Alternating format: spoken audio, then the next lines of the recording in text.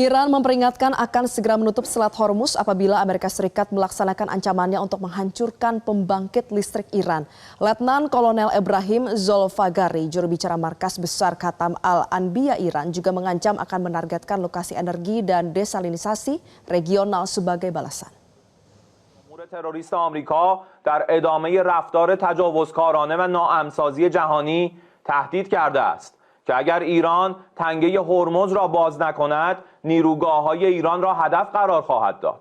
بارها گفته ایم که تنگه هرمز فقط روی دشمن و ترددهای با ضرر بسته است و هنوز به طور کامل بسته نشده است و تحت کنترل هوشمند ماست و عبور و مرور بی‌ضرر تحت ضوابط خاصی متضمن امنیت و منافع ما انجام می شود. لیکن در صورت عملی شدن تهدیدات آمریکا در خصوص نیروگاه‌های ایران بلافاصله اقدامات تنبیهی انجام خواهد شد. 1. تنگه هرمز به طور کامل بسته می شود و تا نیروگاه‌های تخریب شده ما بازسازی نشوند این تنگه باز نخواهد شد.